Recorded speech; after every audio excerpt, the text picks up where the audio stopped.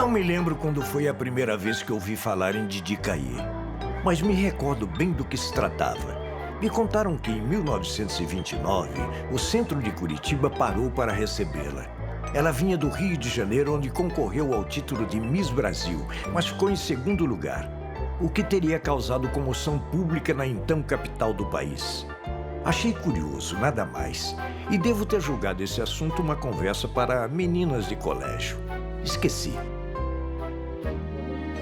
Muito tempo depois, reencontrei Didi. Ela habitava fotos, filmes, discos e jornais antigos de um acervo amarelado. Me impressionei. Cá com os meus botões, fiquei me perguntando o que teria levado a ser Miss aquela moça rica, letrada e já dirigindo um Nash. Com olhos presos naqueles guardados, entendi. Sim, Didi era uma diva dos anos loucos. Depois de mulheres como ela, nada seria nouveau ou déco. Viria o crash da bolsa, os anos Vargas. Logo me dei conta de que a chegada rumorosa daquela guria à cidade não foi uma caipirice de província ao som do Charleston.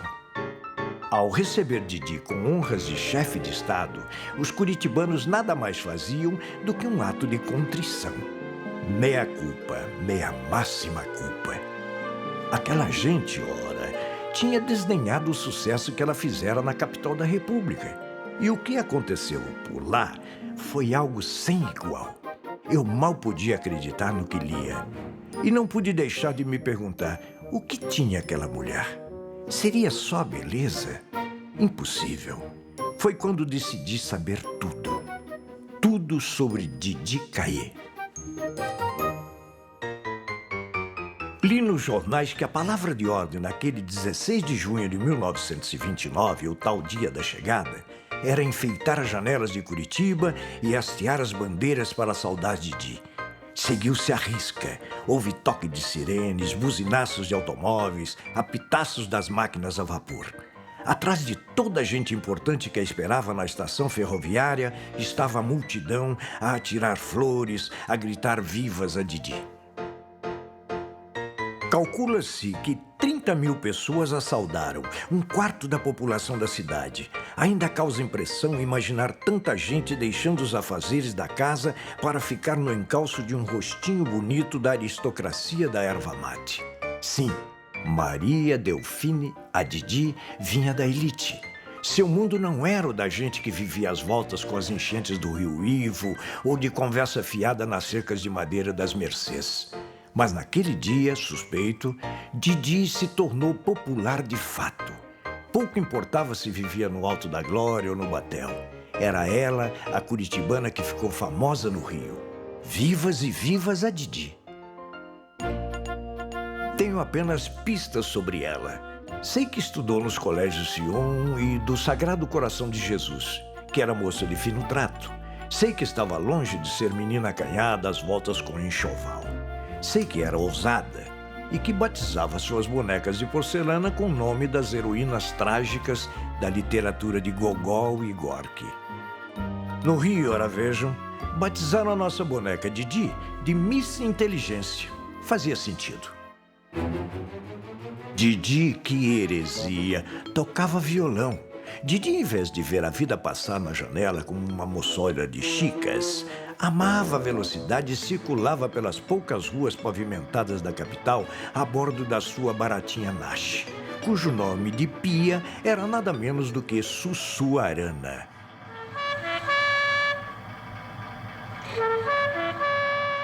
Pistas. Tenho pistas.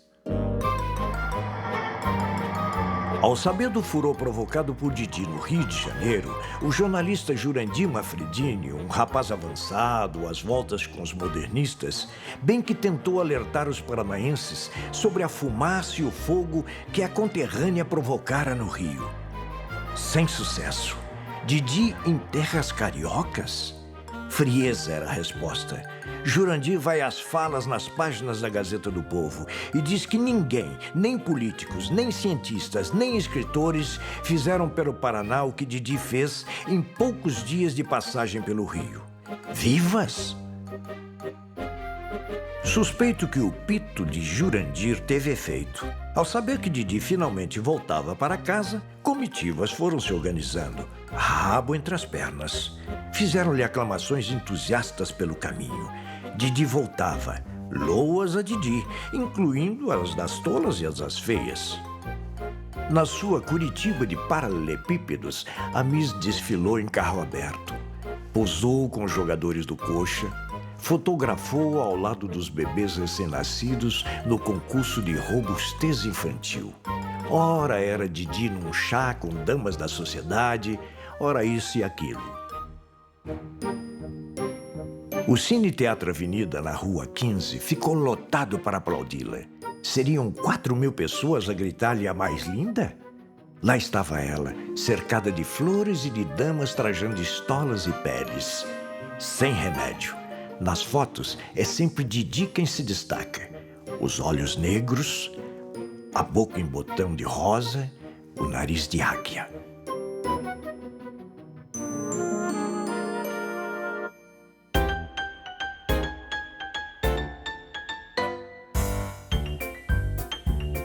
Toda essa história começa quando o jornal Carioca à Noite promove o concurso Miss Brasil.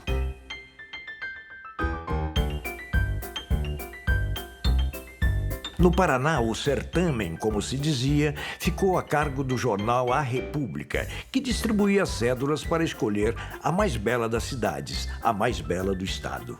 Nada mais belle époque. Para quem padecia de tédio nos Pinheirais, arrumou-se um bom remédio: votar em gurias bonitas.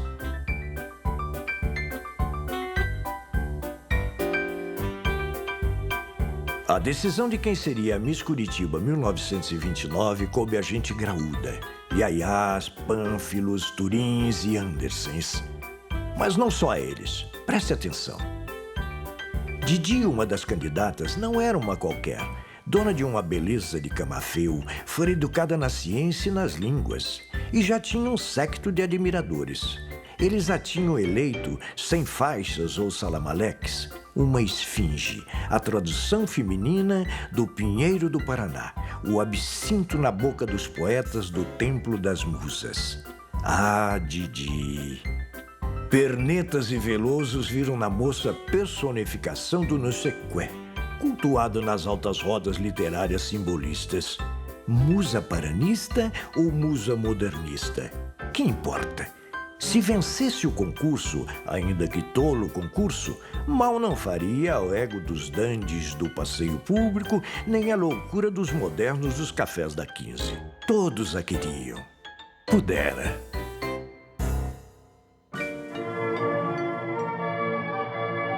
O concurso de Miss Brasil em 1929 em nada se parecia ao dos tempos áureos do Hotel Quitandinho ou do Maracanãzinho. Nenhuma candidata trajava maiôs Catalina ou deixava as canelas à mostra por baixo de maliciosos trajes típicos. Vestidas dos pés à cabeça como enfeites de bolo, de braço dado com os pais, misses dos anos 20 pareciam adolescentes criadas entre a porta do internato e o fundo dos quintais. Era para ser assim, mas a presença de Didi, um desacato de mulher, como se dizia, mudou os planos do jornal à noite. A curitibana mexeu na rotina dos cariocas e, por pouco, suspeito, não alterou as marés. Nos dias que antecederam ao concurso, as candidatas cumpriam rapapés. Posavam cândidas junto à réplica da Vênus de Milos na Escola de Belas Artes. Coquetes punham a mão à cintura para uma foto do jornal Amanhã, cuja manchete era a consagração da mais bela na parada triunfal da beleza e da graça. Uau! A depender do resultado, quiçá as beldades amealhariam um bom casamento e uma longa temporada entre fraldas e os coelhos. Mas as intenções secretas das misses pouco interessavam a populacha. Como escreveu Nestor Vitor, flanar atrás daquelas meninas em flor servia para esquecer os surtos de febre amarela, a desvalorização do dinheiro, os dias de tremor e treva que aguardavam o Palácio do Catete. Além do mais, havia a tal Didi, que parara ao centro do Rio logo ao chegar. Ah, Didi! Ainda que tenha vindo do distante e agrícola Paraná, o mundo de onde saíra Didi Caê não era rural, tampouco ingênuo. O Rio das Fusacas lhe caía bem. Era de fato mulher tão independente que teria atraído a antipatia dos organizadores do concurso. Miss Rebelde, como tentaram batizá-la, hospedara-se onde queria e falava com quem bem entendesse, incluindo jornalistas que não trabalhavam à noite. Deixava a rapaziada em babas. Uma bombshell curitibana.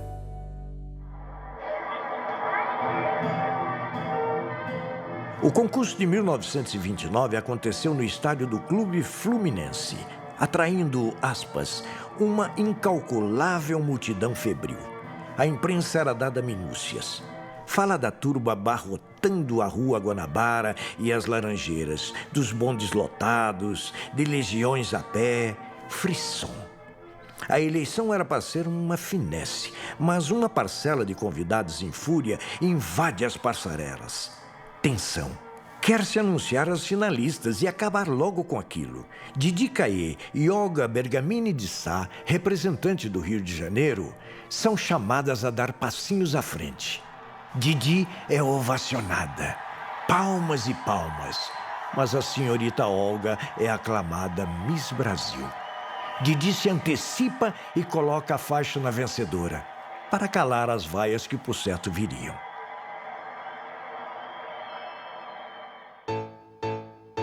A insatisfação com o resultado serviu de munição para o jornal O País, concorrente de à noite. De olho nas vendas, o diário botou lenha por mais uma semana. Fez uma enquete popular. Qual o tipo da brasileira?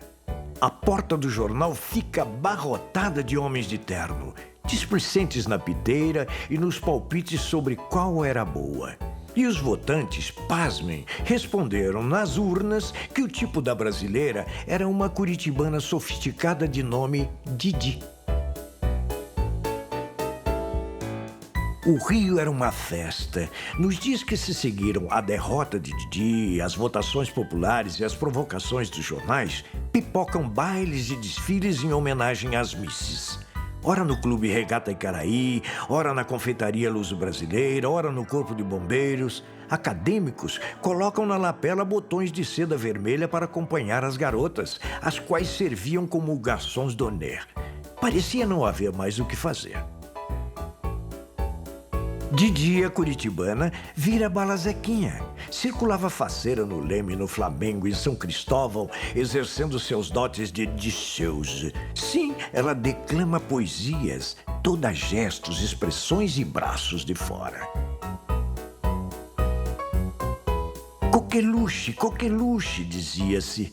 Podia-se ver Didi todos os dias na imprensa. Corria solto ser a preferida do presidente Washington Luiz. Dia tal, Didi vai à livraria Odeon, fala em italiano com os frequentadores. E ganha uma edição de luxo de A Divina Comédia. Numa tarde, abala-se até a casa de detenção e fica com os olhos rasos d'água diante de um preso. Depois, se diverte como se fosse uma italianinha da colônia Dantas ao assistir a uma partida de futebol entre o São Cristóvão e o Esporte Clube Brasil. Não há descanso. Didi se torna a comandante honorária do Forte de Copacabana. Posa para fotos sentada num canhão, ao lado de 6 marinheiros em gala.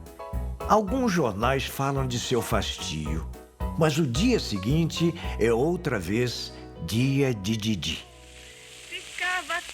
Chega a gravar um disco de poesias pela Odeon. A meninada corria a rua, gritando todos em confusão, braços erguidos, erguida a mão. A bênção, din-din, a lua, a bênção, din-din, a lua. Adula os meios de comunicação da época, desdobra-se em delicadezas com jornalistas, visita a rádio Mairinque Veiga, era uma profissional. Que mais pode querer? Na Rádio Clube do Brasil, recita ao microfone e é saudada como uma representante da Hélade, onde a beleza e a graça, a arte e o saber andavam juntas. Não houve definição melhor. Mas está prestes a cair o pano. Em meados de maio de 1929, o jornal Amanhã anuncia que as mais belas voltam para seus estados. Antes de partir, Miss Inteligência, num gesto cativante de extrema gentileza, oferece uma recepção aos jornalistas. Tchan, tchan, tchan, tchan. É o que há. Didi recita poesias para a plateia embevecida, recebe flores, mais flores, as máquinas fotográficas em disparo. Um ano antes, o republicano Herbert Hoover, que viria a se tornar presidente dos Estados Unidos durante a crise de 1929, também oferece recepção à imprensa carioca. Adivinhem qual das festas foi a mais concorrida? Mas Didi Caê não se despedirá dos cariocas só com drinks e fricotes. Prefere a poesia. Em 15 de maio de 1929, uma quarta-feira, a paranaense de espírito brilhante sobe ao palco do Teatro Lírico para um recital de caridade. O teatro lota, a gente lá fora sem como. Representantes dos bombeiros a homenageiam. Colocam-na num palco manchado de corbéis. Penso que a tomam por Sara Bernarda. Didi se vai em 20 de maio, exausta e 6 quilos mais magra. Fofoca-se que teria recusado 15 pedidos de casamento. A bordo do luxuoso Arlanza, agradece os aplausos dos passageiros em inglês, francês e espanhol. Nas baldeações, desce em Santos, recebe homenagens no Parque Balneário Hotel e visita órfãos. Põe-se à disposição da granfinagem, mas também dos times de futebol, dos desvalidos dos asilos, dos artistas, da imprensa. Quem é essa mulher? Em São Paulo tem apartes com Oswald de Andrade, Tarsila do Amaral e Patrícia Galvão. Eles atestam, Miss, ela não declina e vence. Os modernos batizam o coquetel com o nome Didi. Os jornais editados em italiano a saúdam como La Bellissima. Vai ao edifício Martinelli, desfila no Clube Perdizes e na Faculdade de Odonto. Conhece o cinema falado. É deliciosamente acusada de congestionar o trânsito. Depois desses dias de fúria, chega a Curitiba. Como já lhes disse, foram flores na estação, milhares a vê-la e outros milhares a apostar que iria se recolher aos bordados.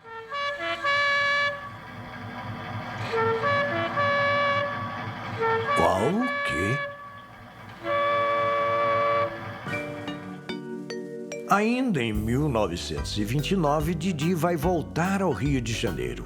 E também desta vez não soube o que era o anonimato. No retorno de Didi, o jornal carioca O Jornal lança no Rio uma edição especial sobre o Paraná. Didi é convidada para ser a madrinha do evento. Numa tarde de primavera, Cinelândia cheia, declama versos e promove a Tarde do Livro no Paraná, com patrocínio da mais paranaense das marcas, o Mate Leão. A feira vende 300 exemplares e, de quebra, promove a pintura de Alfredo Andersen, Lange de Morretes e Freislieben, a escultura de Turim.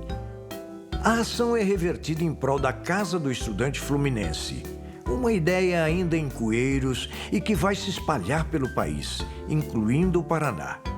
Os jovens a idolatravam. Depois do concurso, Didi se tornou uma espécie de garota propaganda das coisas do Paraná. Sua imagem se presta a vender erva mate, pneus da Fisk Tires e tecidos, as cambraias Didi Caê. Em 1932, 3 anos depois da febre carioca, lança Taú, seu primeiro livro de poesias, a moda L'Eau de Rose. Era literatura cor-de-rosa. Mas alto lá! É fato que o livro vai inspirar o nome de uma perfumaria na Rua do Ouvidor e uma linha da marca Leite de Rosas, a Colônia Taú. Mas se engana quem imagina que tudo terminou com uma vernissagem elegante para dondocas. Por causa de Itaú, Didi polemizou com o escritor Medeiros de Albuquerque, à moda do que faziam os modernistas de então. Arranca-rabo. Em 1933, de novo a Berlinda, Didi lança o romance Reviver. Um dos que vai escrever-lhe de próprio punho falando do livro é Gago Coutinho, o célebre cartógrafo e aviador português, o primeiro a fazer a travessia do Atlântico Sul.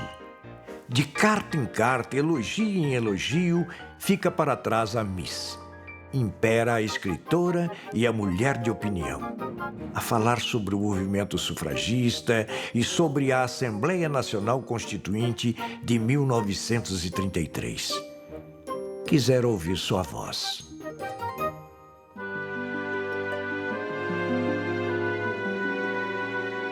Aos poucos, contudo, aparta-se dos modernistas e se aproxima dos quatrocentões cheirando a naftalina. Surpreende ao dizer que as mulheres deviam atuar na proteção da prole. Prole? De que falava Miss Inteligência? Antes do último ato, Didi participa como jurada em um concurso de cartas promovido no Brasil pela Metro-Goldwyn-Mayer. E é indicada num concurso do Jornal dos Esportes para concorrer à mais bela torcedora, sendo representante do América Futebol Clube.